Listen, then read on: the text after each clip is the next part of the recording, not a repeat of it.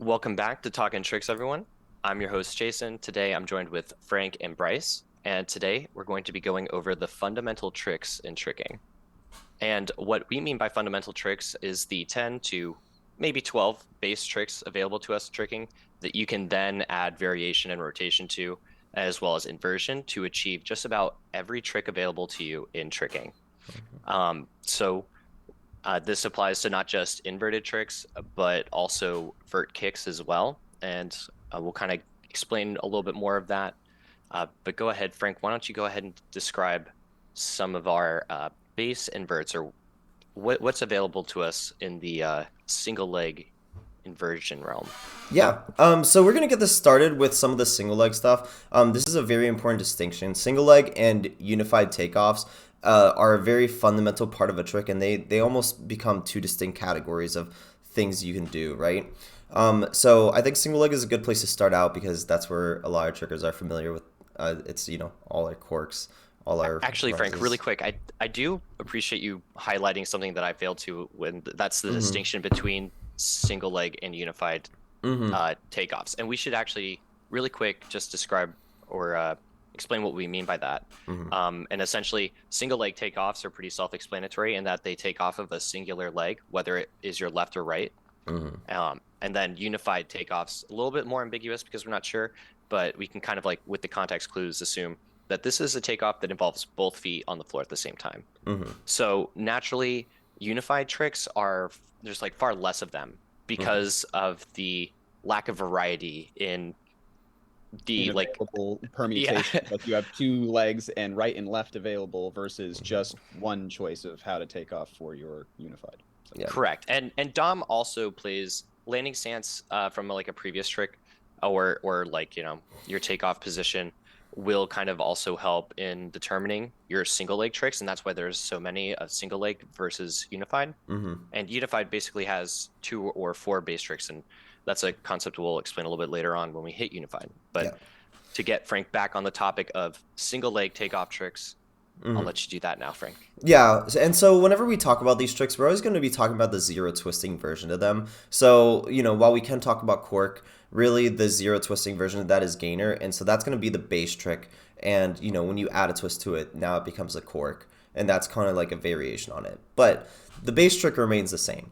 And I do want to highlight some things that are important to describing what makes a fundamental trick. And I think you, Jason, or Bryce hit on it perfectly. Dom is like one of actually the most important things. Dom is going to inform almost everything about all of these tricks.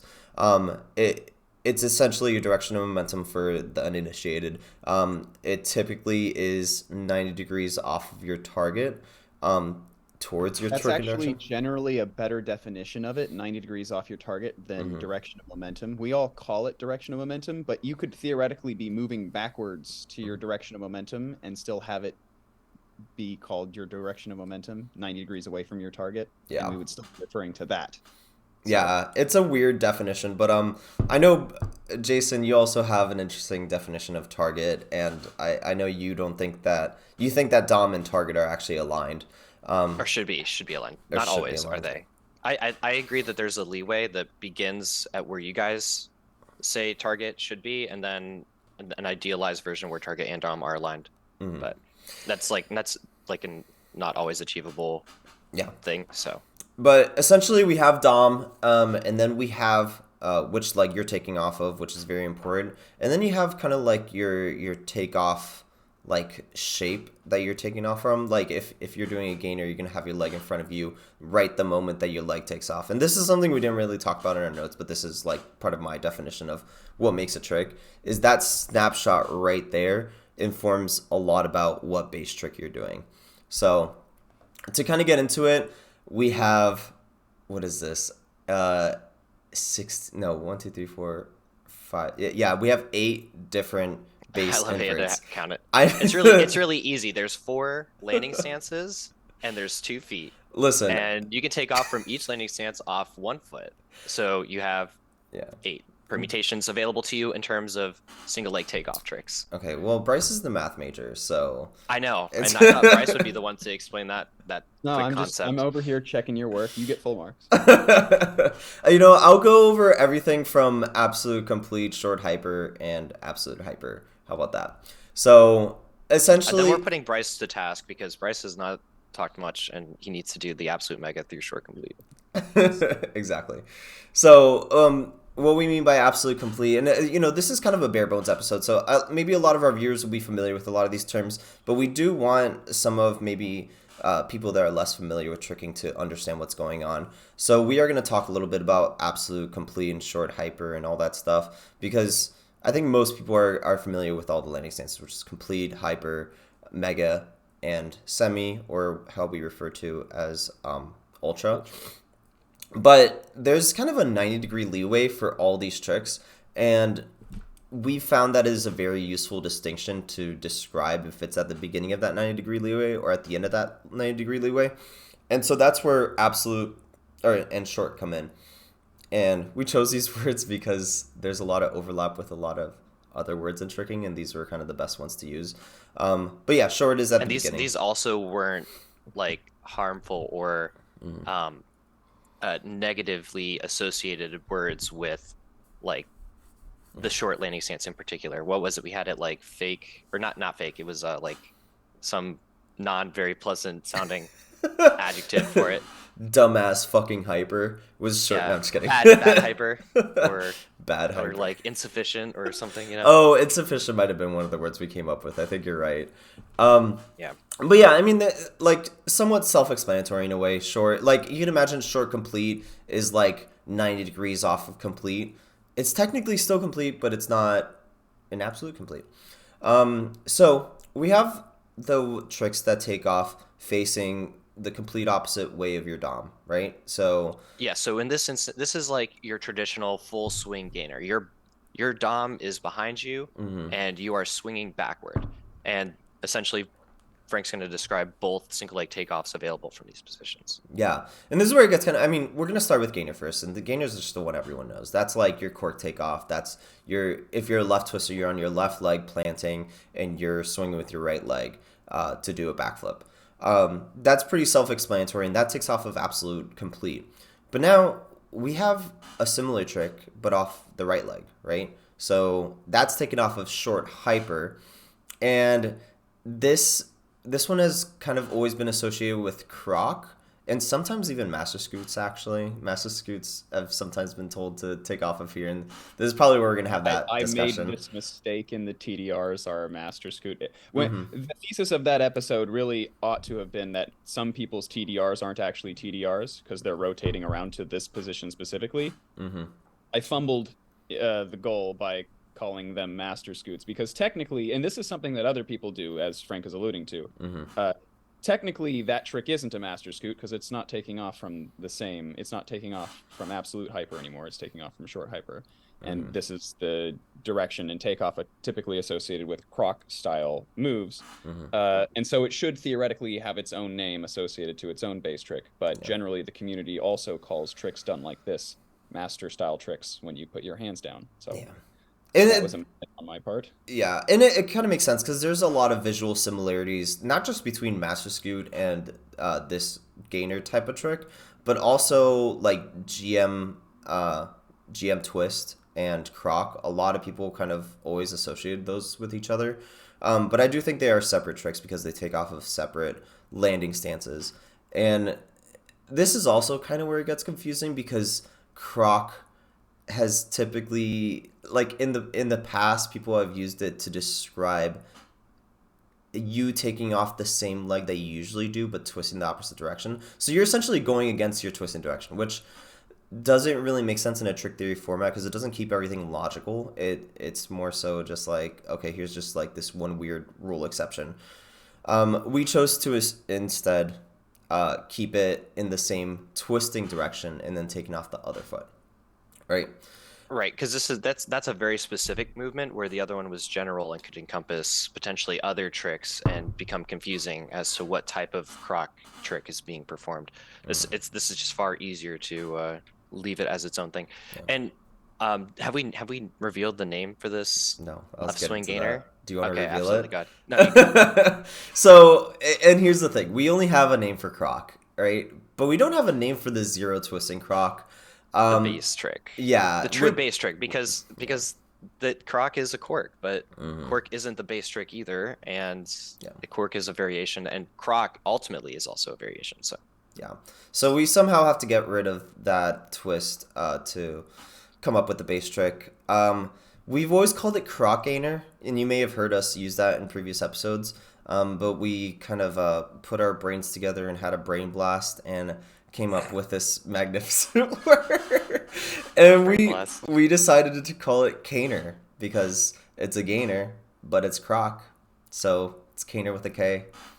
I know, genius. So, We truly are fonts of creativity.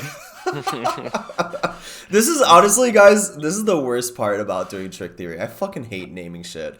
Honestly, it's like it's my least And there's so favorite. many things we have to have names for, and they're like, it's so hard to not come up with stupid names. So it's just like, It is. It uh, is. It's oh, dude. We came up with a really bad one for like hand. Oh, you know what it was? It was instead of it was transitions. silhouettes. We're gonna skip We over that. Okay. Well, no, yeah, that's also an important part of Talking Tricks lore. But we also, instead of transitions, we called them cissions Oh no, I hate it. because the Yeah, I forgot. opposite of trans is cis. It was so bad. Why did we do that? Anyway, Canceled. embarrassing piece of history. Now you guys know. That was before I had even showed up, right?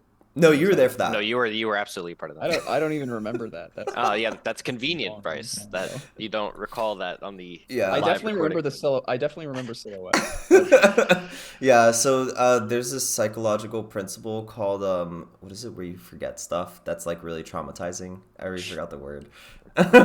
Repression. Yeah, repression. Yeah, Bryce has just repressed that. Guys, I just did psychiatry. I literally don't know what the fuck I'm doing. Anyway, so yeah, so those are the base tricks that happen when you're facing away from your dom, is gainer and caner. So Now, real quick, yes. because like I want to talk about this, and people might think by what we're saying is that if you're in short hyper, Hmm. that if that the only trick available to you to do off of your left or right leg would be gainer or caner, and that's actually not entirely true.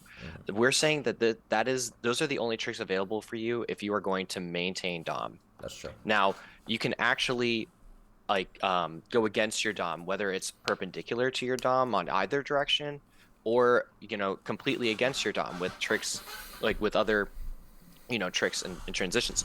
You're like you don't have to just do these, but we're just talking about tricks that land in these stances and then also maintain the dom from like the previous trick Hmm. assumed before it. So I just wanted to make that clear. We're not saying you can't GM twist from short hyper, because you absolutely can. We're just saying that if you do that, your dom is not going to be aligned with Hmm. with like your previous trick. So Yeah, and that's fine. That's great. It's actually really cool to see. So, yeah, yeah. absolutely. It adds an interesting dynamic to your combos. So Hmm. we're just trying to talk about it in a strictly dom maintaining like fashion. Yeah, you So you just need to know the rules and then you can break them, you know? So absolutely. then after you know this, you could be like, okay, well, I'm going to land short hyper and front swing into rise, so fuck you guys. Right. and you don't need a new naming convention for the tricks for this new version where you've shifted your DOM, because all you do is just use the exact same names, just now assuming your new direction. Bryce subtweeting fake landing stances. That's what I was just going to say. I love it. Bryce is essentially saying fake landing stances are dumb because they kind of are redundant. You could just say, instead of We could saying, just do the exact concept we just described. yeah, yeah, we're Like, not even going to explain fake stances because it's not worth. we've done it. We've covered it enough, Yeah. honestly. But if you were going to do fake semi rise, you could literally just as easily say I landed in short hyper and front swung into rise. It's the same shit. Without obfuscated terminology. Yeah, exactly. So if we move 90 degrees over to the left of your left twister, now we are in absolute hyper. And so this is sideways takeoff, which makes it a little interesting because now we're still using the same leg for the two tricks here, but different things are happening to your swing leg. And so these are your wrap swing and your GM swing.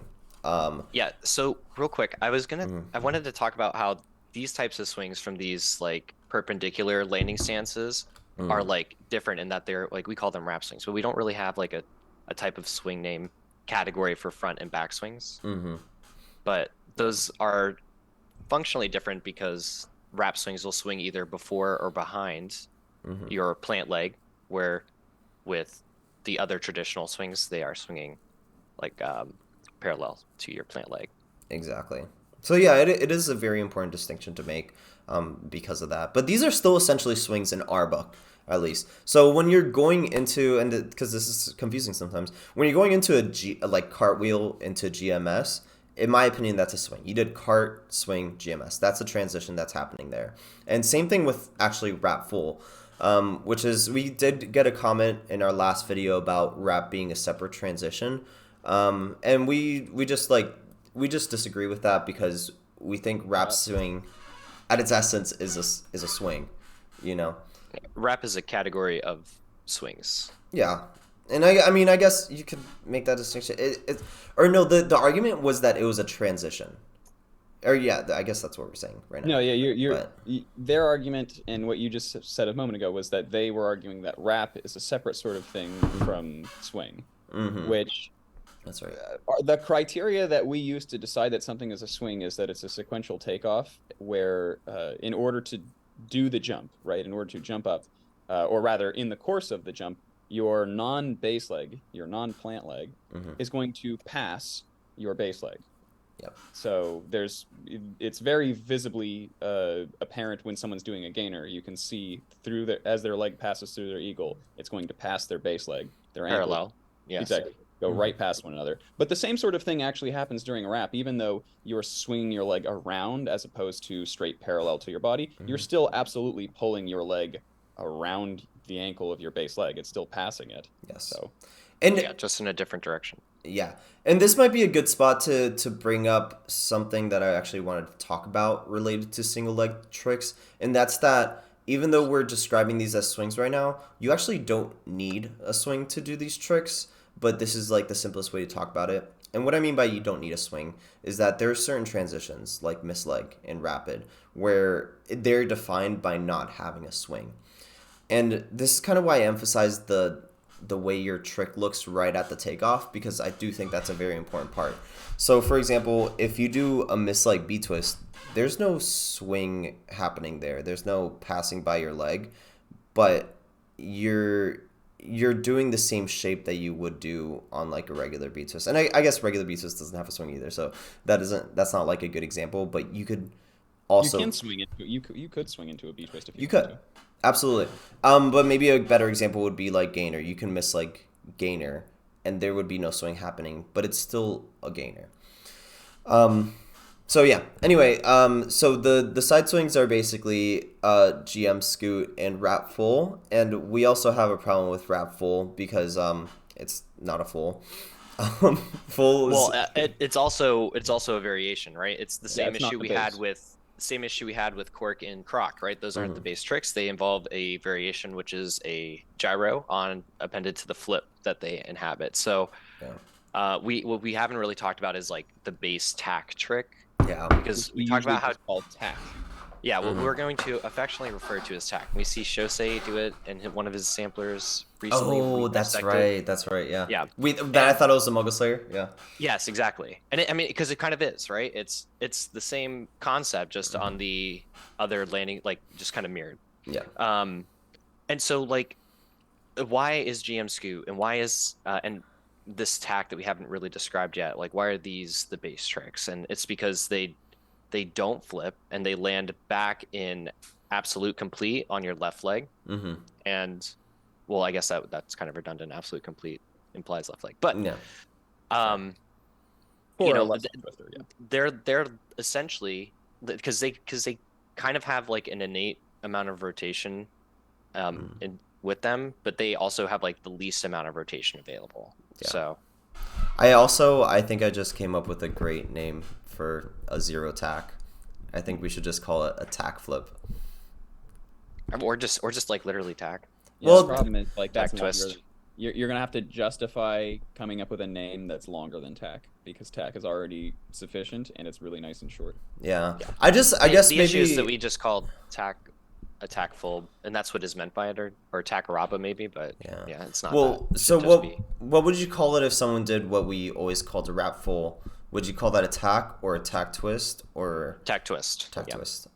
That makes sense to me then. I'm cool with doing tack as the zero twist. So yeah, and I guess to elaborate on that a little bit for the audience, because this is definitely a more confusing aspect of our terminology, but I think it really ties everything together better.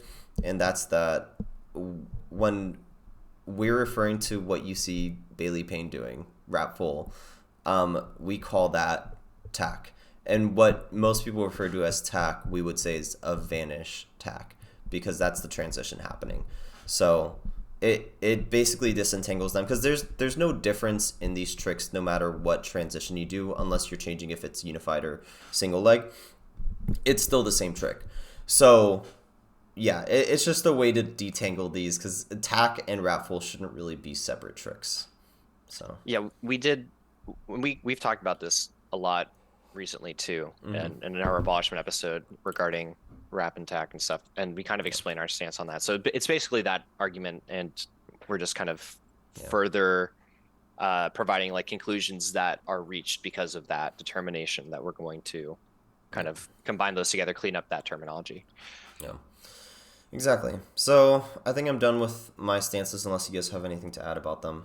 But I believe it is Bryce's turn. Yeah, indeed. Now I can get to my base tricks. So the situation is gonna be very, very similar, because it's essentially a mirror image of what Frank has already presented. And where he began with the back swings that were starting from where you had short hyper and absolute complete, I will be starting with the front swings. So all the way facing the exact opposite direction now towards your Dom. So we have two different landing stances associated to these positions. We have short. Is it which one's short and which one's absolute here? I'm losing my mind. well, absolute mega. Absolute mega. Yeah. Yeah, the issue is that it's mirrored. Yeah. So yeah, absolute mega this is where like this is a completely rotated mega. This is like Pizza Boy. Exactly. This is like Scissors. This the is one that lands all the way facing front, as opposed to the older megas. When aerial mega was first becoming more popular and more prominent, we would see lots of folks who would land in the short mega. Yeah, where their foot is perpendicular to their dom. And you can absolutely both land and continue swinging aerials in this direction, and people will call them aerials even.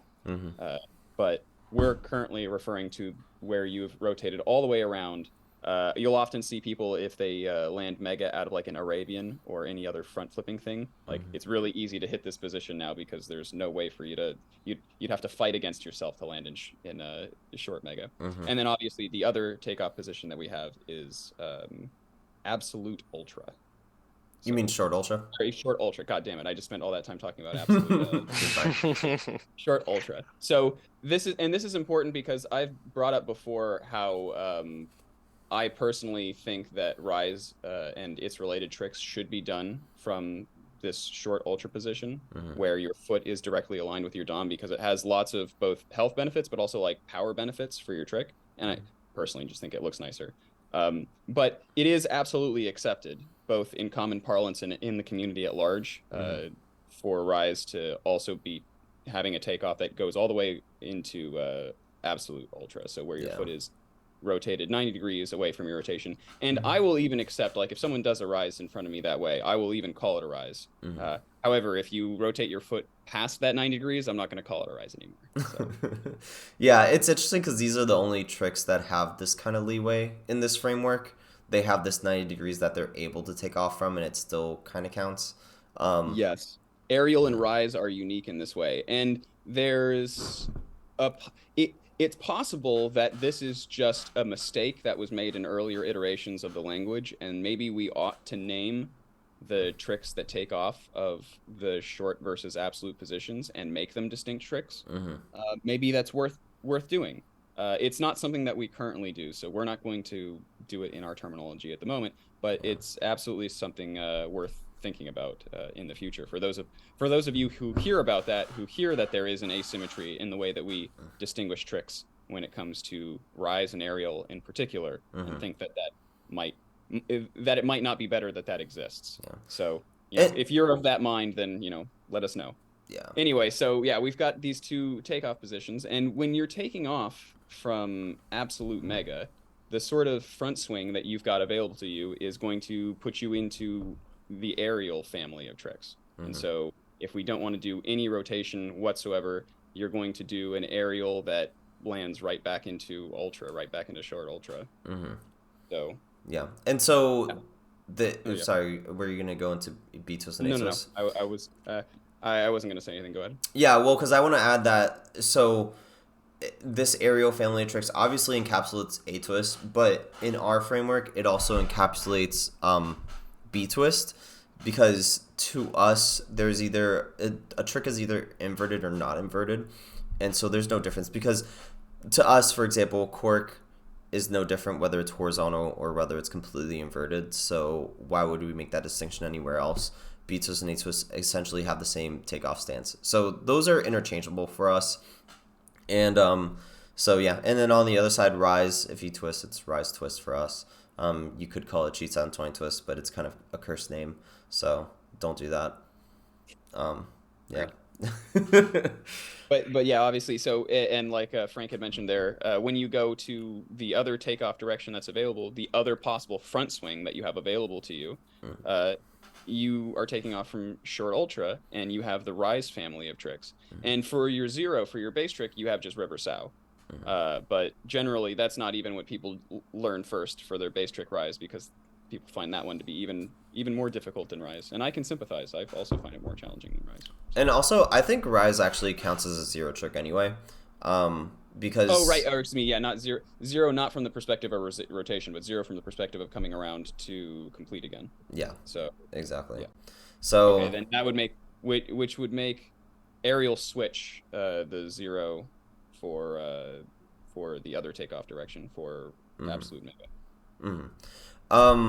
But yeah, so yeah, I mean, I will say, I want to add, because you brought up the things about making separate tricks for the different landing stances for these. So like, for example, the short versus absolute mega.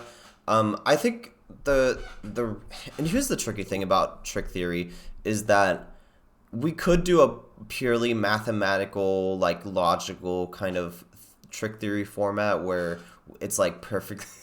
Bryce is he's just here's the issue. Like Bryce addresses that really quick. Frank, I'm so sorry to override you, but like there actually is that symmetry, because we don't really differentiate between aerials where your foot takes off from short mega to absolute mega, I believe, right? And otherwise, like, and same thing for B twist / A twist. Like your B twist could just take off from short mega, or ideally from absolute mega. So it kind of exists, but maybe there should be something different there. It's just something to know. Well, but what I was going to bring up is that even though mathematically that space can exist, in a very human level, they're just so similar. Like, you know what I mean? If you take off aerial from short versus absolute mega, like visually there's not a huge difference. And there's that human aspect of tricking where it's just like, it's also what feels different to us. And this is definitely one where, to me, it just doesn't feel different enough if you take off a rise from short or absolute ultra. So, yeah. I don't know. That's definitely discussion to be had. It's like, it's right at the edge of like being way too subjective, because I personally, having been someone who like had to work really hard to switch over from being someone who took off all of their rise related tricks from absolute ultra to being someone who takes them off from short ultra now, it took a lot of time, and I can absolutely feel the difference between the two of them, and I can pretty visually tell the difference between the two of them too. But I'm also sympathetic to the perspective that can't at all, because I know that that's basically how like for most other people it's just not the case that you can, because Yeah. unless you focus specifically on that trick for a really long time, you wouldn't really hyper notice on those things. Yeah. You wouldn't And sit it's not there- that you can't differentiate at all. It's just, or like, you can if you take out your microscope. Is it worth it for the generic like trigger? it doesn't jump out as much at other people. Yeah. Because So, you don't spend that much time focusing on that one particular thing. And there are other things in tricking that don't jump out at me because I don't spend time working on them. So yeah. And a lot of us figuring out trick theory is honestly a lot of this, or at least from my perspective. I think it's very easy to come up with a purely logical, mathematical trick theory thing. There's a lot of symmetry, there's a lot of all this stuff, but you have to balance that with what the tricking community uses for a lot of their naming conventions. what are people going to actually do? Yeah, exactly. That's something that facilitates what people actually do and not what you would like them to do. Yeah. Well, and additionally, this also kind of hits our topic about why we only look at two levels of inversion, inverted or not inverted. And it's because in practice, there's so many different levels of inversion between inverted and not inverted that like to start assigning and calling like them different tricks would have like an impact on all of the tricks that we currently have. Like these 8 tricks that are inverted and 16 that are, I mean, 16 in total when you consider like uninverted tricks, now are multiplied by, well, I guess the uninverted aren't really, but the inverted ones are now multiplied by however many levels of inversion we want to consider. And that introduces a whole new amount of base tricks and we're already struggling to come up with names for the base tricks we don't already have covered, right? So to introduce a multitude more that we currently have is just going to be a logistical nightmare. And terminology bloat. Whenever there exists a moment in terminology where we can like half or anything like that, something in a really obvious way that doesn't make a meaningful distinction, we're definitely going to do it. Take it. Absolutely. So, I agree. right, this is one of the sacrifices that we felt was, we were willing to make, is not distinguishing between, Yeah. like, Yeah. the various levels of inversion. for instance. All right, Bryce. Do you want to talk about the dark corner? Yeah. So the the The last neglected, the neglected child. so everybody has probably heard of all the various base tricks for the other takeoff positions that we've mentioned so far. But now when we rotate around to another 90 degrees, this is where we see short complete and absolute ultra, the position I was mentioning a moment ago. That's where most people end up taking. There's actually, sorry, that's a typo. There's no absolute ultra. These take off only from short complete because they both take off. that's true. Yeah, it's true. I added sorry. those. Yeah, sorry. My apologies. Yeah. Editors know. I went in and added those notes for like completeness. Like this is that corner. Things don't take off from that stance, but maybe they could. Well, you got me. Yeah, sorry, Bryce. I set you up for failure, Bryce. That's all my bad. But yeah, so yeah, they only take off from short complete because that's just really the only position that you can do right swings from. You can't really, or that you can swing from in general. You're gonna have a hard time finding a way to swing with your left leg as your swing leg. And maintaining dom at least. Yeah, is what that's what this is all about. I suppose the only option that you have available to you, if you did want to swing and use your left leg at this moment, would be to do the rise from the sort of more ultra position.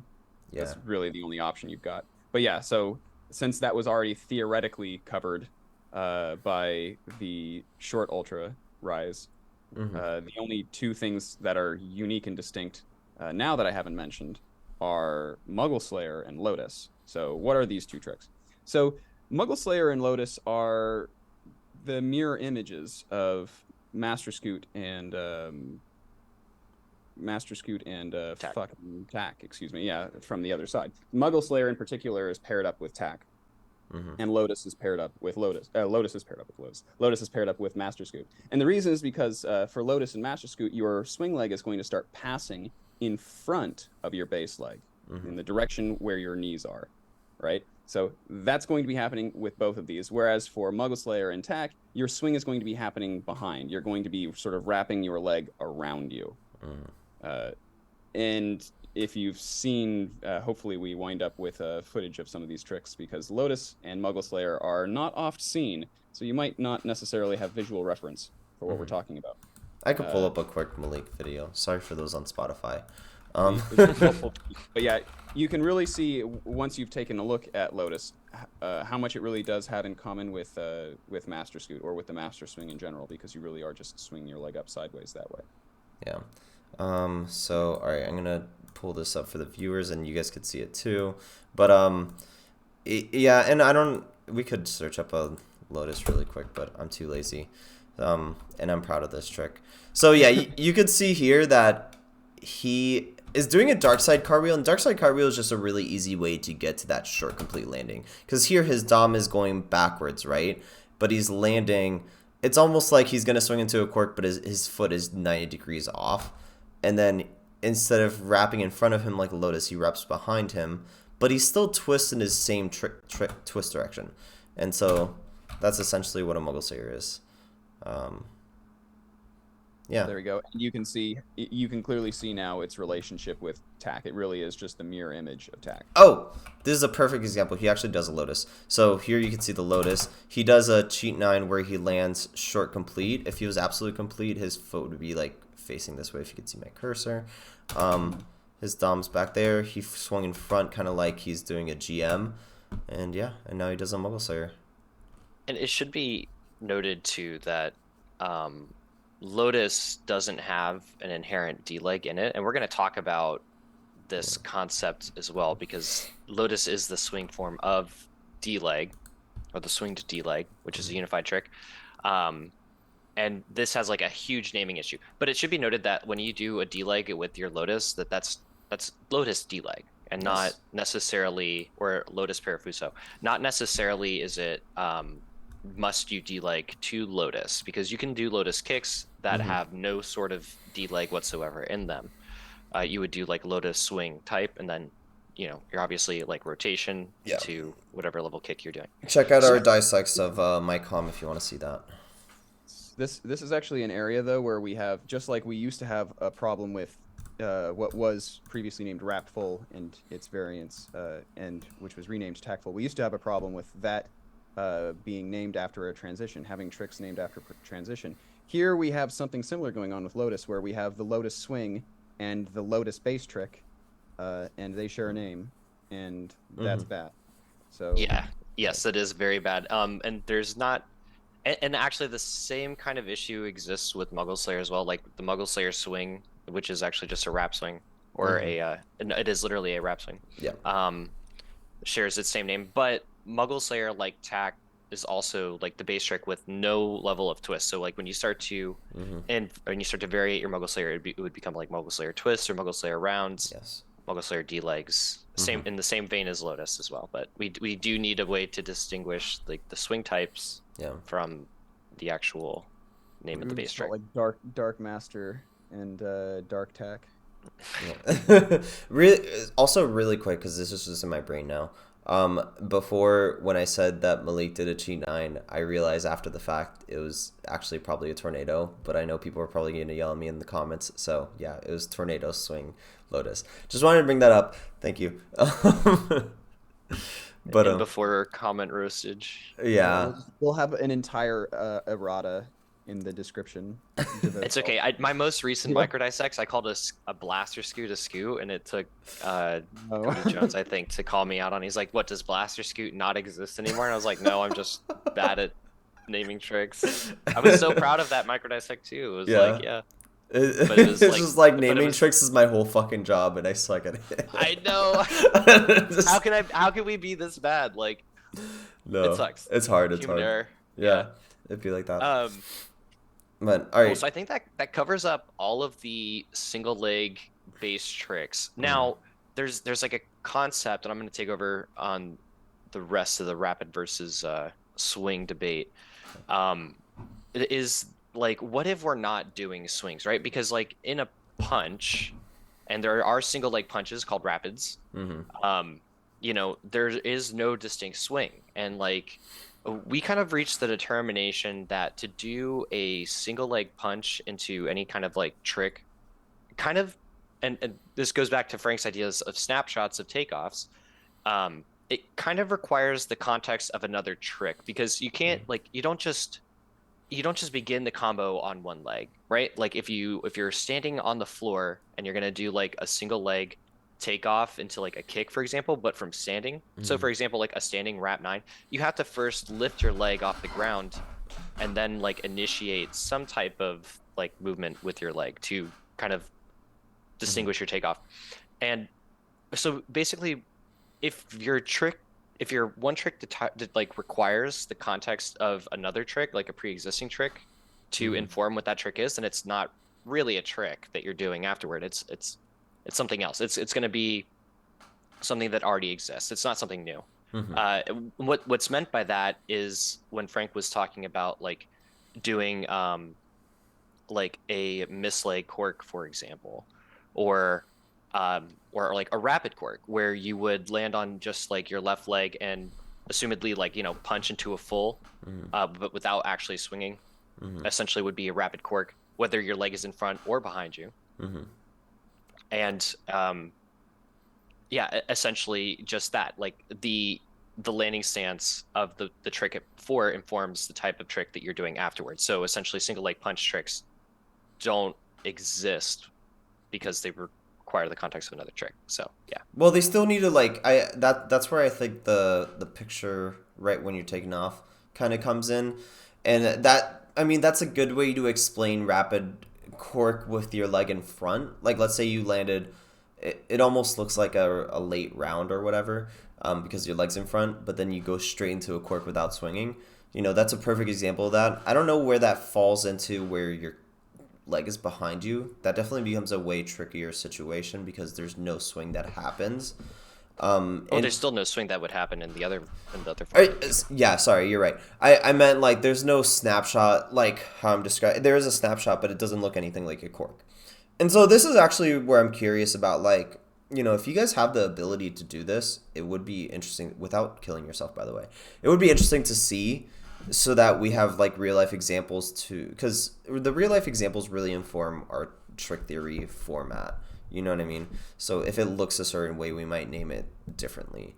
Because I am curious. And these are topics that like are, as much as we do see rapid, like we don't see a lot of the various types of ways that you could rapid, like the way that I just described, where like we could like the way that Frank was describing, the more common type of rapid where you're doing a rapid cork with your leg in front of you is like obviously a little bit more achievable, but no one's really thought to do the rapid cork that I'm talking about where your leg hasn't quite swung past your plant leg yet. And but that's still technically a completely viable trick. What does that look like? I'm not sure.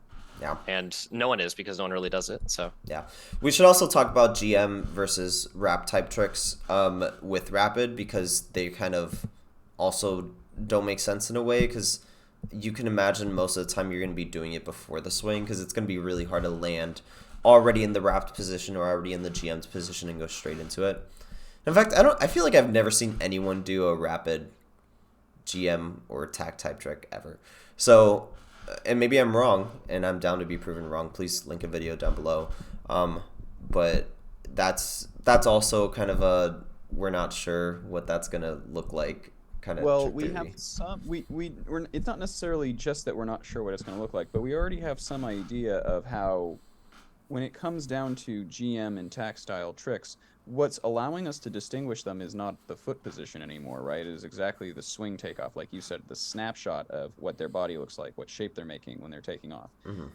But if a rapid is an incomplete swing, and therefore we are only having a partial information about the swing involved, and that partial information may be like arbitrarily partial, we might have a really, really small amount of it, it might not be enough to make the decision on whether or not it's a rapid GM style trick or a rapid master style trick versus a rapid tack style trick. That's the difficulty there. It's like theoretically you should, in those situations, either name could work. But there are other situations in which there's more information on what partial swing was being performed, where the answer is clear. So throwing out that indication, rapid master trick versus a rapid tack trick, that doesn't seem like the right course of action, because in those tricks where you don't have too much ambiguity, it kind of seems like it's obvious what you should be able to say. But in those other cases where you now have two names for the same trick, that now seems to just be an artifact of this system that comes out. And and so like Bryce was saying, I wanted to kind of come back to my point where I was making like I because I know that what I was talking about sounds kind of weird and unrealistic to expect in practice. Landing with your because like the issue is with the broad definition of an incomplete swing that doesn't inform whether it's like an incomplete swing where it has already passed the plant leg or an incomplete swing where it has not yet passed the plant leg, right? Hmm. So that's ambiguous and we don't have enough information. And it's something we would see in practice. Hmm. But there is precedent for the use of landing in that type of incomplete swing where your leg hasn't passed your plant leg yet. And that's usually when you shift your dom and perform a misleg, the other type of single leg takeoff that is an incomplete swing. Yeah. Now, I'm not going to get to misleg just yet because I think Frank does a really good job of describing it, and I want him to kind of take over for that. Yeah. But I want to highlight that but that's just an example of a misleg where your dom hasn't been continued, right? Or your dom has been shifted. Hmm. But in theory, you should also still be able to continue your dom from the same exact stance, right? And that would technically fit the description of a rapid. Yeah. And it's just the ambiguity of incomplete swing Hmm. um, causes that, like allows for that type of Hmm. motion to exist. So Yeah. yes, it's usually typically more common for this landing stance to lead to a misleg, Hmm. but it's not always the case. Like you could, in theory, wrap it as well. That would be Yeah. continuing dom. So Yeah. And misleg is an interesting transition because, and I think it definitely warrants the discussion because a lot of people refer to what you might see as rapid as misleg. People will call that misleg. But I think it's really worthy to call them two different tricks or two different transitions, I should say. And so both at the core are just non-swings. That's like the main thing that defines them. It's a single leg takeoff, but your swing leg is not passing your plant leg at any point. Um, and so one of them is going with your dom and one of them is going against your dom. So rapid, as Jason said, goes with your dom. Misleg by definition has to go against your dom. And so when you think about misleg, think about a lot of Rasmusati tricks where he lands on his left leg and then he takes off a B twist going back the other direction that he came from, and then he does another B twist after that. That's like textbook misleg. Um, and You so know, machine misleg B twist, I think, is like the motif there that shows up in a lot of different combos. yeah, and even then, I think that's a harder one to theoretically picture in a sense of like what exactly is going on. I think a really good way to picture it is, for example, rapid would take off from your regular ass complete. Like, let's say you landed your full, you landed a complete, but your leg was in front of you, and you just kept doing your cork. That's a rapid cork. Now, let's switch the stance 180 degrees. Let's say you land absolute mega. You have your leg in front of you, like you're scissoring, but now instead of going all the way down and like front swinging, you go down a little bit, you don't touch your leg, you don't let your leg pass, and then you go back up, and then you go into a cork. That's a little bit of an extreme example. I'm not sure if I've ever seen anyone do that, but it'd be really sick. But I think it perfectly highlights the difference between rapid and misleg and all the possibilities you could do. Because I think that's the other thing that's kind of overlooked is we always see misleg B twist. We never see misleg any other trick really. So really quick, I also want to note that because of the ambiguity of uh, incomplete swing against dom, because there's when we think about like how dom is maintained, there's only one way to maintain dom, mhm. and there's technically three different ways to go against our dom with Yes. our landing stances, depending on our legs. So like, there's more ways to misleg a trick than there are to actually like, rapid or maintain dom. So there's actually even further room for creativity where we could, Hmm. like Frank was saying, we don't have to just miss like V twists or miss like aerials. We could actually be doing like miss like corks, miss like caners. We could also be doing miss like tacks, miss Hmm. like muggle slayers. So like this exists for all tricks and it just depends on your dom and your Hmm. landing stance. So Yeah, I agree. So definitely do those a lot more. But yeah, did I think Bryce, you want to talk about something related to aerial and rise? I kind of brought it up a little bit Okay. earlier.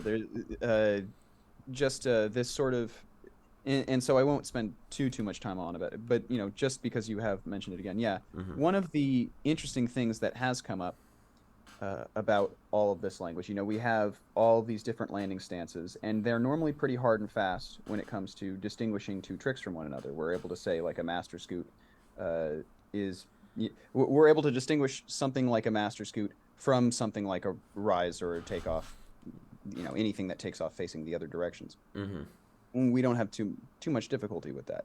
However, when it comes to aerial and rise, we have a large amount of ambiguity, a large amount of fudge factor that's accepted in the takeoff positions. That isn't necessarily stuff that we wouldn't accept in the other tricks. And the example that I always like to go back to is like gainer versus lotus.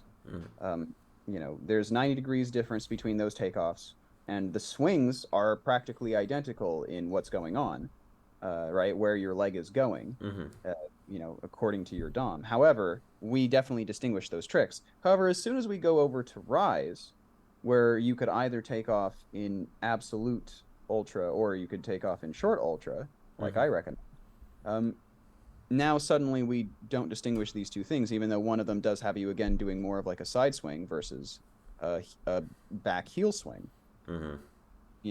Now some would go on to say that you can't tell the difference between these two things, and I would contend that it seems to be the case for a lot of folks that they just don't draw a meaningful distinction here. But I personally see a distinction between those two tricks just as meaningful as the distinction between gainer and lotus. However, I'm willing to accept that for the current time being, to make a terminology that's useful to people, I just won't talk about that so much. I'll just keep it to myself.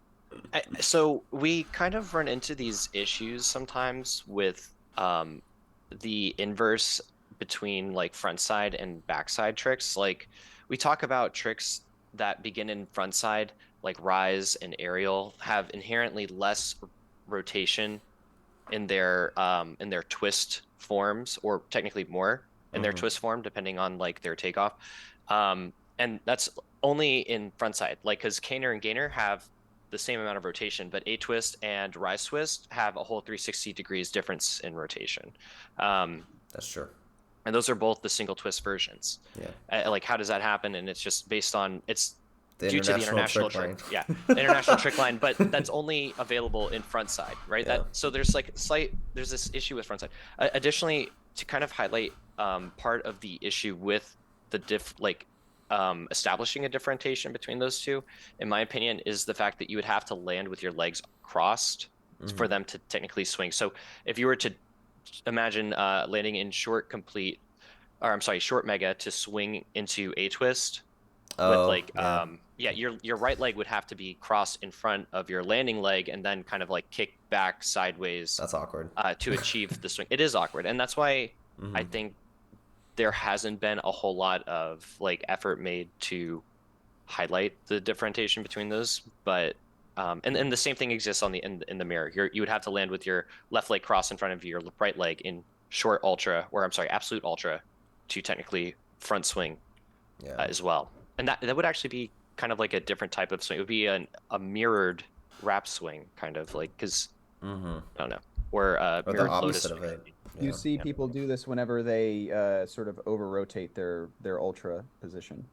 I've seen anyone try, because most of the time people who turn their foot over and do this sort of absolute ultra rise, whenever they're forced to front swing rise, they have to correct it, right? Because like the physics dictates that you really gotta do it short ultra if you're going, and drive with your heel if you're going to do a front swing rise. Yeah. However, if you don't land perfectly, or you're using a trick to get into your front swing that has a little bit of rotation in it already, something that predisposes you to potentially over rotating a little bit and feeding into your tendency to make it all the way to absolute ultra, then you start to see this more. Your leg can really only wrap up to your side style of rise. Yeah.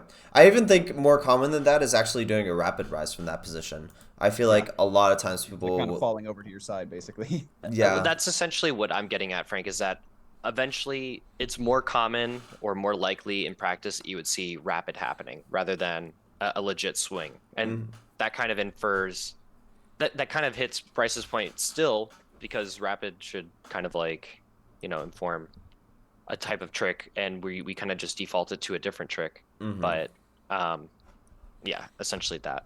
Though I think you end up rapiding before you guys just want to come up with more names for shit. I'm so tired of it. Anyway. This is crazy. Usually I'm tired of Frank's takes. You're not wrong. All right. Well, do you guys have anything else to say about the aerial rise takeoff ambiguity? Nope, that's it. It's just one of the weird quirks of the system as it exists at the moment, and it's not something that we've put into it, arbitrarily. It's something that already exists in the way that the community names things, and we weren't going to like impose on people by suddenly distinguishing between these things that everybody doesn't already distinguish. But we were at least going to bring that up to y'all and ask y'all about it. See if Yeah, point it out. Yeah. Yeah, leave it in the comments if you think Bryce and Jason have a point, or if you think they're dumb. So, but I mean, in reality, I don't think there's much to consider there because, like I said, you'd have to land in a really weird way. I don't think it's that big of a deal, but it definitely. I put my line down in the sand. My flag is raised. Yeah. what a chat. I'm mostly on Frank's side on this. I'm like, yeah, it's not really consequential. Like, we're not losing. I'm not losing a whole lot of sleep over it. I've just started the new nation of Chadistan over here. Chadistan. God damn it. Bryce always has the Chad takes. I'm so upset. But actually, no. I'm about to bring up the most Chad just trick theory format we've ever come up with. Because I think this is fucking genius. And y'all gotta listen up, alright? This is your lesson. We actually have brought this up before in a previous episode called True Intuitive Trick Science versus TKT. So feel free to listen to that if you want to. If not, I'm going to explain here anyway. So me and Bryce have both individually. I exist too. Well, no. Independently came up with, yeah. With this trick theory. With the cheat kicks, for sure. But, yeah. Well, I was in the lab too. I was there. Yeah, but like, did you actually like? You suck so fucking. I'm just kidding. I love you, Jason. All right, so we've decided to change the names from True Intuitive Trick Science to Base Trick Terminology because I think that is a very fitting name. It's also less immature. Anyway, Base Trick Terminology. So this whole time we've been talking about inverted tricks, and that's about it. But there's a whole other subsection. I think we mentioned it earlier. You can double all this by taking away the inversion. Now you just have your vert trick, and that's also technically a base trick. And so that's why it's really important to talk about this here. And so what is a vert trick? It's just essentially kicks. Like, they usually add kicks, but technically the base trick of it, you're just going to be twisting and that's it. But there's a problem with kick terminology in general in tricking. It's really shit. I think everyone's aware of it. But I think most people attribute it to the wrong thing, which is the numbers. But in reality, the numbers kind of just don't fucking matter. Like they're arbitrary. They're just a placeholder for a name. Like it's just a name, and that's You just need some sort of sequence of things that you can clearly and easily distinguish. The fact that it's increasing by regular increments is kind of helpful, but you could translate it forward by 1,000,000 if you wanted to, and it would still be doing the exact same job. It would just be harder to say. So, yeah, it could be not the problem. It could be not the problem with kicking terminology. I'm just picturing cheat like 10,052. Oh, Yeah, dude, exactly. that was sick. Like it's the same thing. I mean, yeah, it's wordy, but there's nothing inherently wrong with using numbers to describe it. And so we've always or even ones that have like a translation away from the base. Like people might contend, like, well, why not start with 0 and 3? Why do you start with like 7 and 9 and all these? Like, well, because like I said a second ago, it literally doesn't matter if you translate by a fixed amount. It makes no difference for the actual naming conventions as far as like how easy it is for someone to understand what's being said and how convenient it is to come up with new terminology. Yeah. So that part is, there's no reason to go fixing it for that reason. You might say like, but it doesn't correspond to precisely the amount of rotation that I'm doing in it. And I would say that neither does TKT, bitch. Those things just genuinely don't. Yeah, those things just don't matter as much because it achieves the same goal, and like it's exactly like what Frank had described. They're attributing it to the wrong issue. The issue is not a mismatch in rotation and name. It's an issue with like the naming of the tricks themselves based off of transitions rather than their unique takeoffs. Yeah. And so, excuse me, go for it. I was going to say, before I get into that specifically, I was just going to say that, yes, the regular increments are so important, but also it's just like, If you just say 9, every tricker is gonna think 1 twist round. Like that's it. If you say 9, that's 1 twist round. If you say 10, that's 1.5 hook. Like if you say 12, that's 2 twist round. Almost every time. Actually, every time. So. The the comprehension of like the amount of kicks based on and the names, like the amount of rotation and and the name has never really been an issue in tricking. So making it 1 now kind of doesn't make a whole lot of sense, or making it 1 in the past didn't really make a whole lot of sense. The real issue is, like Frank said, and Jason actually said earlier, is naming these guys after fucking transitions. So, like, when I say swing 9, boys, what do I mean? Well, you have 8 potential swing 9s. I'm not sure, Bryce. What leg did you take off of? I need a little bit more context, please. Yeah. Exactly. It's like the name swing 9 is about as it's not very helpful at all. So it's about as helpful as a poke in the eye with a sharp stick. Yeah. So like what we really need is some actual name for the trick itself, and then you can say that you've swung into that. Right? And so I could say I won't take this away from Frank. I'll still let Frank get to the like actual juicy thing to say. But somehow, some way, we need to have an association between these takeoff stances and the sort of base kicks that we would do from them. Yeah. And it would be nice to be able to take advantage of all of the work that we've already done for inverts. Yeah, so how could we do that, Frank? Well, we already have. Nice and easy way that we can do that. Well, Bryce, I'm glad you asked, because we have a whole. I asked too. A whole. Then this is a conversation between me and Frank. I'm sorry. It's just Bryce.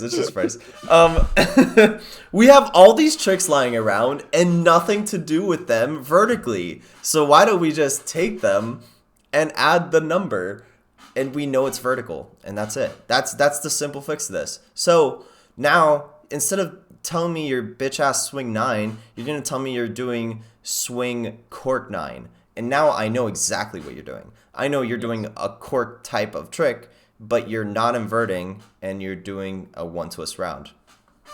Or to make Jason's head not explode, you might say a swing gainer 9, because gainer is the true base trick associated to that takeoff position. I'm leaving. And I'm Jason, leaving. Bryce could literally see the steam emanating from my ears. My face was getting so red. Like, I was truly triggered by Frank's words.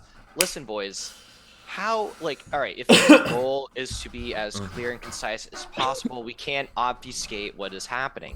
Listen, boys, your cork is not actually a cork, it's a gainer twist. Your double cork is gainer double twist. Your swing through 9, your traditional swing through 9 is gainer 9. Yeah. Sorry, but the problem is it's the same exact issue with late X, is saying late 12 or late 9, is that it informs an amount of twist already. And so when you say cork 9, cork informs an amount of twist, and 9 informs an amount of twist, and it becomes ambiguous as to whether you are we can kind of safely assume Frank is referring to a single twist round based on the context of 9. However, it can be confused, because if we accept that cork is not actually the base trick and we're trying to base these off of base tricks, then it becomes ambiguous as to whether Frank is referring to a double twisting round or a single twisting round based on cork 9. Though, like I said, I will concede that it is more likely to assume that Frank is referring to, or more people would assume Frank is referring to, a single twist round. Yeah. I will maintain that this level of ambiguity is not warranted or welcome. If I had to make a sociological prediction, I would say that despite our best efforts to make gainer be the one that catches on, I feel like people will end up saying cork. But that's and just my I will guess. Concede that, but I'm going to maintain that is still problematic and troublesome, and that this is an issue that I am highlighting at the get-go of base trick terminology. Okay, he said it here, folks. No one can say that this wasn't coming. I said it was coming from the beginning, and I am an advocate for base trick terminology, but I'm going to use it right, the way it's supposed to be. Gainer 9, get over it, losers. So good. The real benefit of this system is we don't have to go and come up with an entire new set of names for all of the kicks and stuff. We've got all the names for the inverts, and now, because we already had in previous mainstream tricking terminology in all the various iterations of it, it was always understood that stating numerical amounts in your trick automatically made it a vert kick, right?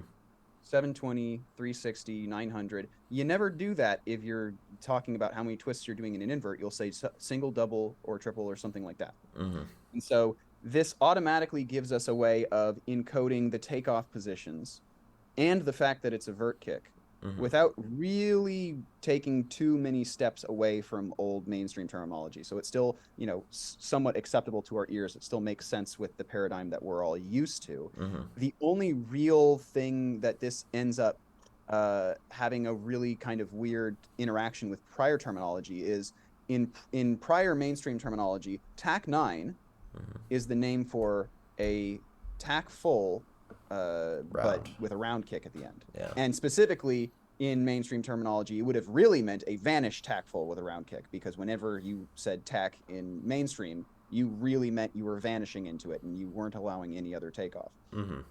Here, though, tack 9 doesn't mean that. You could wrap into your tack 9, and that's what actually is what most people call a wrap 9, the wrap swing 9. That is what you're doing. You're doing a tack 9. And that's what a cheat 9 is as well, by the way, is a tack 9. Yeah, it's a vanished tack 9, and a wrap 9 is a swung tack 9. A swing tack 9. Yeah. And that's the beautiful thing about the transitions. It's like now you have this whole subset of tricks to work with. Things that haven't, because honestly, using transitions to name kicks has killed creativity for kicks. There's so many kicks that's just like, oh, I guess we've used all the transitions. We've used misleg, we've used swing, we've used all this. I guess there's no more kicks to do. But now it's like, okay, well, you can do a caner type of kick. That's like, very few people do that. There's a GM type of kick, which I've seen a few times. I think it's been called recycle in the past. But also aerial type of kicks, like that shit's wild. Yes. So, I don't know. Aerial style parafuso is dope as shit. Swing into it if you can. Yeah. Swing aerial style parafuso GMS. If I see it, I will cream all over you. Wait, that's actually amazing. I hit it once at the Shark Tank. That's sick. Were you gonna say something, Jason? No. Okay. It sounded like you were gonna say something. Okay. I was gonna put my foot in my mouth and say A twist 9 is the move, but A twist 9 is problematic. Aerial 9. Did I say aerial 9 or A twist 9? I don't think you even said anything like that. Yeah, you're right. But yeah, and this is evidenced by Mike Hom when he did his Lotus style kicks. Those would be called basically Lotus 9s. And you can check my micro dissects to kind of get a refresher on kind of how you would name it. But yeah, I think it just like, I hear like gainer 9 and I know exactly what's going on. Like I think most people would have that experience too. Like, oh, rise 9. Yeah, like I know exactly what that means. It's like you're kind of doing a front swingy type of thing. Maybe you're vanishing, maybe you're whatever. But that's essentially what's happening. So Rise 9 is actually, or when people step all the way over and they do overcheat. Exactly. What they normally call overcheating, which is, unfortunately, that's the real reason why calling cheat kicks was terrible. It's not just that we didn't name all the other kicks. It's that the very name of the kicks that we did name suggested that any other kicks we were like doing something wrong in order to do them. Like everybody calls other kicks over cheating because cheating has a bad connotation. What we all assume this means, like we're doing a bad thing without psychologically thinking, just like, no, dude, it's a different kick taking off from a different position. It's just a different trick. And the only consideration that you have to make when you start doing that is that you are now taking off from front side, and this kind of gets into the unified trick stuff that we're going to get into soon. But if you do a if you do a front side kick, you have to like the name of the rotation is actually more true to it than you would think. So a front side 9 would actually be 2 twists round rather than a single twist round as it is in backside. So that's something that you have to consider when doing that. I think, except if you're doing A twist 9 or aerial 9 is actually just single twist, but rise 9 is double twist. So I'll edit my words due to the international trick line. Yeah, exactly. But yeah, I mean, do you guys have any other thoughts about base trick terminology? Nope. Okay. So just to wrap this up in a bow for single leg, this is essentially every trick you could conceivably do off of one leg we have covered. You just need to add your variation on top of it, and that's really it, or the transition you did onto it. So it's really Well, yeah, just that's the motivation for calling these fundamental tricks is that you could start with the base trick Mhm. and then add in an amount of rotation, of variation, and a landing position, and you will have been able to specify any possible thing you can do in tricking. Mhm. And so by nailing down all of these and all of the various modifications that you could make to a trick, we will have theoretically come up with a complete tricking language. Yep, exactly. Except for the fact that we haven't covered unified stuff just yet. But Well, Well, yes. that's we'll Yeah. introduce that. Yeah. Yeah, sorry, I meant for I just single was- leg. That complicates things, by the way. It does. Slightly, ever After so we made slightly. this beautiful thing. But yeah, just to wrap it up, so we got Gainer, Caner, Tack, GM Scoot, Aerial, Rise, Lotus, and Muggle Slayer, and their respective versions. Those are the only tricks possible. And now The 16 base single leg tricks. yeah. And honestly, you could maybe even say 8 if you just say like, adding inversion versus not having inversion. It makes Inversion could technically be seen as As a a modification. variation. Yeah. or modification. Yep, exactly. So that's it for single leg. Unified gets a little weird because there's just inconsistencies in how we've And named yeah, stuff. so historically, it's been used Mhm. in both forms, and we really don't, as collectively, as a group, and this is unsurprising because what else doesn't tricking know? A lot of things. Yeah. But collectively, we don't agree on which unified trick 3 model we subscribe to. Mhm. And there are oftentimes it looks like we default to one, but then there are moments that creep in where, especially in the front side category, where we start to think maybe there are 4 tricks from unified stances, and that would cover from each of the various landing stances. Typically, there are technically 8 landing stances when you consider the absolute and short versions, but unified streamlines them into just 4 because both feet, right? You don't have the variance of 1 foot or the other. You just Yeah. have both feet and 4 stances. So Yeah. So those exactly what you said. Those are the only 2 modifications you can make, or the only modification you can make is where are you facing relative to your dom when you take off. That's what informs honestly pretty much everything about what trick you're doing. If you're facing completely away from your dom, you're doing a backflip. If you're facing towards your dom, you're doing a front flip. That's the 2-trick model. Because 2-trick model also okay. Well, I think we should just get into it. But well, yeah. Here's the thing: Yeah. the 2-trick model is that, Mhm. except that it is streamlined 4-trick model where you're either in a front side stance or you're in a backside stance relative to your dom, and that will inform the trick. It's either front flip or back flip essentially.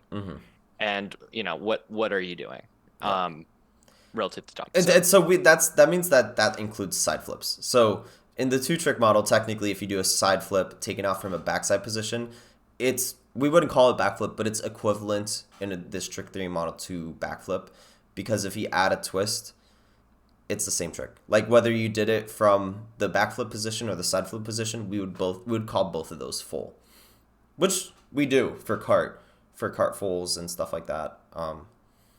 And So don't really do for front side yeah. D-leg / Brandy Brawny. Yeah, exactly. And that's the weird part is we have this front side. I think the front side is just the part that really fucks everything up, bro. Because it's just like, yeah, we have the 1.5 tricks that you could do from Unified. I always forget if it's Brawny or Brandy, as you do.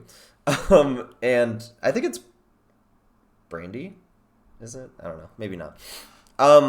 But yeah, so essentially we do tricks from there, but also we do tricks from like this sideways position that's also front side that typically you see like the old school D-legs done from, like the straight up double leg, which is another confusing term separate from this. There's multiple love layers. tricking. Yeah, we did such a bad job early on. What a mess we made. Okay. So there's almost like a 3-trick model in tricking, which is not good because it's not logically consistent. So we either need a 2-trick model, a 4-trick model, or else we don't have this beautiful symmetry that actually works. And so that's where you guys come in. You guys got to leave comments and say if you want the 4-trick model or the 2-trick model. I think two Well, trick so model now is let's easiest. explain in more detail though, like what would be the consequences of choosing the two trick and the four trick. So we've said pretty conclusively what the two trick model is, right? The two trick model is just you have front flip and back flip. There is just front side and back side. The sideways front side and the sideways back side that people interpret, those are just as truly backside and front side as the front side and back side that are either forward or backward from your dom. And this has precedent in the sense of its vert kick counterparts, because we only differentiate between front side and backside with our unified vert kicks, and that's it. Yes, I'm glad you brought this up, Frank, because I was literally thinking this exact thing. And when we introduced the four trick model, then the vert kick counterparts are now duplicated, and we have two front side and two back side, and some without a real clear distinction as to which one you're doing. Exactly. I guess maybe you could say short and absolute front side and back side, but That's not a bad fix, I- actually. It's not a horrible idea. no, but I don't think that it's perfect in that which one is short and which one is absolute. And Just relative you to how many, to Yeah, how far along absolute you're is the twisting. one that's facing parallel to dom, and short is the one that's perpendicular away from it. No, because they switch. Or no, you're I right. think You're it's, right. I You're would right. say so. Before we go off into that rabbit hole, I would say that short, I would short. It would be a bad name for it then. Like yeah, absolute because still it's makes sense. actually mirrored. I'd say that if you land like with your back to your dom in true backside, not cheated backside or plus 90 backside. Yeah. It's almost inversed, right? It's Yeah. absolute means a different thing for backside. It's not how far along you are in your ground, like relative to your dom. It's like, did you do the full backside versus the short backside? the cheated backside. Yeah, Yeah. which there's ambiguity there. You're absolutely right. Yeah, so there's definitely a problem with that.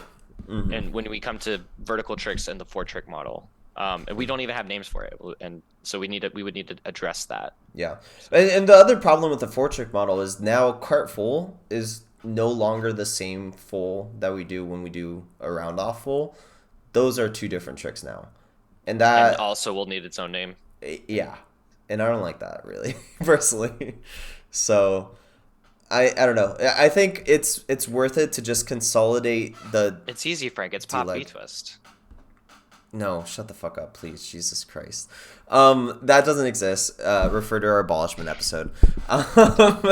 But yeah, I think it's easier to consolidate the old school D leg with the front half and just call those the same trick, because they do have a lot of similarities anyway, and a lot of old school D legs actually end up taking from that front flip position anyway. Though So- this is important for you all to notice who are trying to sit there and think about whether or not you agree with the two trick or the four trick unified model.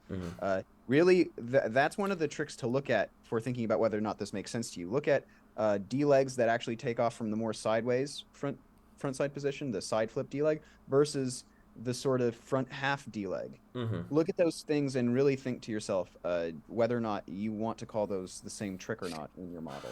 And if you're cool with calling them the same trick, then you are for the two model. But if there are enough differences between them that you do want to distinguish them, then that is you finding some evidence for yourself conclusively for the four trick model. Yeah. I think you can't just look there. I think you have to look at the For full pic. There's the consequences. There's undesirable consequences of each model. Let's just say that there's no clear and easy winner. There's going to be some side effects of choosing a side that you're going to have to deal with, and they're going to be unfortunate. I personally like the two trick model. It's streamlined. It's easy. It has some precedent, and we don't have to worry about some of the issues that the consequences of four trick model. But it does leave some gaps, like Bryce is saying. But Bryce brought up a good point in talking about the front side version of the front flip version versus the more front side version of D leg. And I want to talk about how we need to divorce the idea of D leg itself, the concept of a front side D leg being the base trick. Yeah. Because D leg has had a really unfortunate run in tricking, being named a variation and a base trick, because what's actually happening is D leg itself shouldn't, as a base trick, shouldn't have the D leg variation. It shouldn't have the piked legs that come over the top, completing the flip for you. You should technically be able to pop or punch into what would effectively be a rise, in the same way that you would pop or punch into a B twist on the other side. Which again, cursed. We're not. Cursed. Yeah, we're just. I'm just trying to describe a concept, though. Fair. The cart full, if that's a little bit more palatable, Frank. It is. Yeah. But essentially that, like, there has to be, like, a version of that without D-leg, and you have to understand that because D-leg itself is a variation and not a base trick, and we don't have a base trick name for that frontside trick either. And this sort of exposes a new problem with mainstream terminology. We've seen before naming tricks after transitions. Here now we have naming tricks after variations, or even, technically this is kind of cart before the horse things. As it actually happened, naming variations after base tricks, right? Because D-leg existed, and then people named the variation D-leg afterwards. So the problem that brought in now is if I want to go and describe the base trick for D-leg, theoretically I would have to go through D-leg first and then give you a new suffix afterwards to describe that I hadn't D-legged, as opposed to giving you the base trick and the variation name for D-leg, and then being able to say that is what D-leg is, prescriptively from the bottom, giving it scientific name. Yeah, and this kind of brings up something that actually me, Bryce, and Malik talked about, and he came up with kind of a fix for it. It's still unclear in what way we can use it, but I still think it's worth bringing it up here so that you guys can kind of talk about it in the comments, because I feel like it has some promise. So slice is actually kind of a trick that has always been named, but it's really hard to describe, but it's like you do a backflip, but you also D-leg with a quarter turn and then turn back around. And I'm going to pull up a video of it really quick because I think it'll be good to show everyone. The idea is a D-leg from backside is the idea. So that's the trick, is he does that quarter turn and then almost unturn kind of thing, but it's still just mostly a backflip. So that's that concept. But it's kind of a weird trick to just be named randomly like that. So Malik actually came up with the idea of, hey, how about instead of that being slice is either the base trick for D-leg, or it is the variation D-leg. And so these are the two avenues we can go down, and they all have their kind of pros and cons. The one that would require the least amount of change would be to call the base trick that we've always called double leg slice. And then there you could say you did a slice D-leg, and now that's the traditional D-leg. And now that kind of fixes the ambiguity between, are you doing the base trick or are you doing the variation kind of thing. The only thing is the base trick slice wouldn't have a D-leg, which is kind of a little bit of what that picture looks like anyway. And so the other idea that Malik brought up was instead of that being slice, we could call the variation slice. So now, and the bad part is that we're going to have to overhaul a lot of terminology with this, but instead of saying full D-leg twist, you would say full slice twist, or full slicer, like he came up with.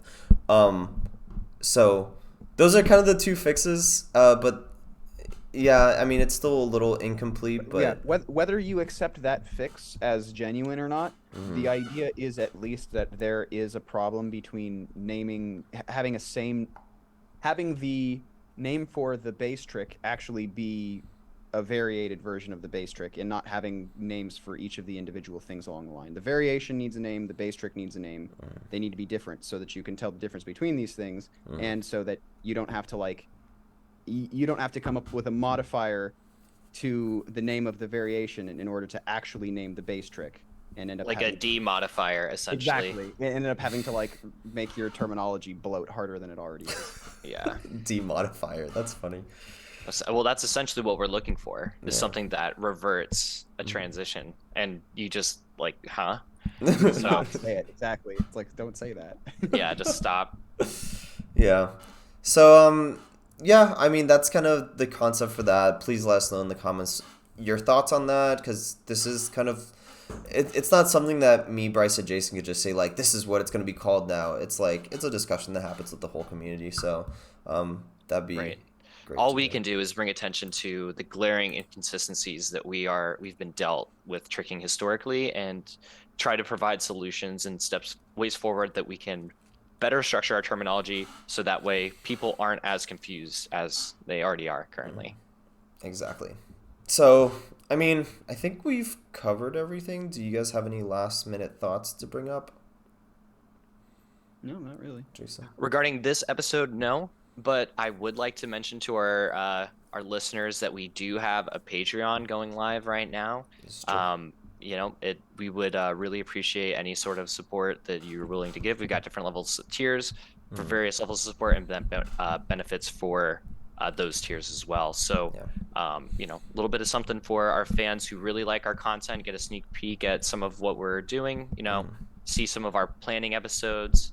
And Yeah. if you're concerned we're greedy pieces of shit, all of it will be going to either like our editor Isaiah to make these episodes better, or somehow reinvested back into the show itself. So Yeah. we're going to Yeah, use correct. that money to make this even better if you send it to us. So Yeah. Right. It's the issue is that we are all full-time, human beings and do this and is a near hobby with our free time. And it's just we also lack the skills necessary to make proper editing. So we'd like to pay the people who are able to and not go broke in the process. So if you would like higher quality production, Talk and Tricks content, that's what we would like to give you. Consider donating or subscribing to our Patreon. Yep. And you get to see some of that extra lore that I was talking about earlier. That's really cringy whenever we're planning our episodes. So yeah, a little behind the scenes stuff. Early access. There's a variety of benefits. Exactly. So check it out. But yeah, thank you guys for tuning in. This is Fundamental Tricks. I'll catch you And guys Talk and later. Tricks. Yep. Bye. Okay.